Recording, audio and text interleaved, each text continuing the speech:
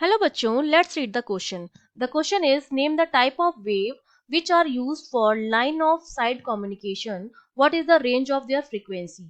ये तो first question हो गया. And in second question, a transmitting antenna at the top of a tower has a height of 20 meter and the height of the receiving antenna is 45 meter. Calculate the maximum distance between them for satisfactory communication in LOS mode.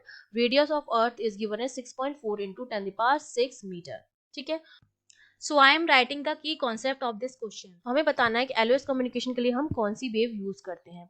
तो पहले part में सबसे पहले तो हमें ये पता होना चाहिए कि जो लाइन ऑफ साइट कम्युनिकेशन होता है वो होता क्या है. कम्युनिकेशन में हम क्या करते हैं, एक हमारे पास ट्रांसमिटिंग एंटीना होता है जो सिग्नल्स को ट्रांसमिट करता है, और दूसरा रिसीविंग एंटीना होता है जो इन सिग्नल को क्या करता है, रिसीव करता है, इंफॉर्मेशन को रिसीव करता है. तो लाइन ऑफ साइट प्रोपोगेशन वो प्रोपोगेशन होता है जिसमें हमारी इलेक्ट्रोमैग्नेटिक रेडिएशन जो है, जो हमारी ईएम वेव्स जो है वो कुछ इस तरह से प्रोपोगेट होती हैं कि इनके बीच में किसी तरह का कोई ऑब्स्टेकल्स नहीं होता है. No obstacles between transmitting station and receiving station, between transmission and receiving end. ठीक है, रिसीविंग एंड. अगर इस तरह का प्रोपोगेशन हो रहा है कि हमारी जो ईएम वेव है वो बिना किसी ऑब्स्टेकल के ट्रांसमिटिंग एंटीना से रिसीविंग एंटीना तक मूव कर रही हैं, और ये जो दोनों एंटीना हैं, ठीक है, ये जो ट्रांसमिटिंग एंटीना है, ट्रांसमिटिंग एंटीना टीए, और जो रिसीविंग एंटीना है वो दोनों एक दूसरे की साइट में है, are in sight of each other. तो इस तरह का कम्युनिकेशन होता है हमारा एलओएस. और इस तरह के कम्युनिकेशन में हम यूज करते हैं स्काई स्पेस वेव प्रोपोगेशन. ठीक है, तो हमसे क्वेश्चन में यही पूछा जा रहा था कि हम कौन सा प्रोपोगेशन जो है वो यूज करते हैं. तो हमारा आंसर क्या हो जाएगा, स्पेस वेव. ठीक है, अब स्पेस वेव में हम क्या करते हैं कि स्पेस वेव जो होता है वो उन रेडियो वेव्स के लिए डिफाइन होता है, उन रेडियो वेव्स के लिए डिफाइन होता है जो अकर होती हैं 20 किलोमीटर तक के एटमॉस्फेयर में, ऑफ द एटमॉस्फेयर.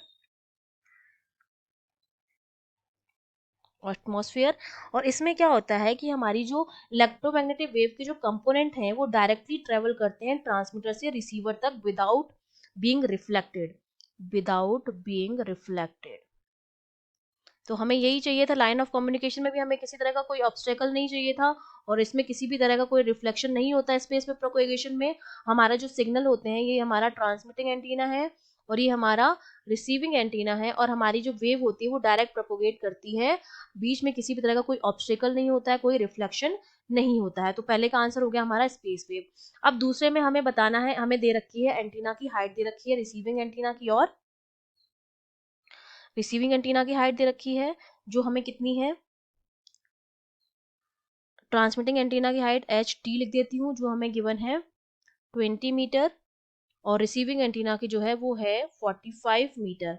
हम जानते हैं कि जो मैक्सिमम डिस्टेंस होती है एंटीना के बीच की वो दी जाती है dm, that is given by root of 2r H T plus root of 2r HR. ठीक है, जब हम लाइन ऑफ साइट कैलकुलेट करते हैं दोनों के बीच की तो हमारे पास जो मैक्सिमम डिस्टेंस आती है दोनों मैक्सिमम डिस्टेंस जो आती है दोनों एंटीना के बीच की वो ये आती है, ये डायरेक्ट फॉर्मूला है. तो बस आपको वैल्यू पुट करनी है. तो ये मेरे पास कितना हो जाएगा, 2 into R is the radius of earth 6.4 into 10 power 6 into H T is given as 20, plus similarly यहाँ पर वैल्यू पुट कीजिए 2 इंटू 6.4 इंटू 10 पावर 6 और एच आर इज 45. सिंपली इसको कैलकुलेट करना है. जब आप इसको कैलकुलेट करेंगे आएगा 2 इंटू 8 इंटू 10 पावर 3 प्लस ये कितना आएगा 3 इंटू 8 इंटू 10 पावर 3. कैलकुलेट करेंगे तो ये वैल्यू आ जाती है 40 किलोमीटर. इसका मतलब रिसीविंग एंटीना और ट्रांसमिटिंग एंटीना के बीच की मैक्सिमम डिस्टेंस जो है वो कितनी है, 40 किलोमीटर है. तो ये आपका हो गया सेकंड पार्ट का answer. I hope you understood well. All the best.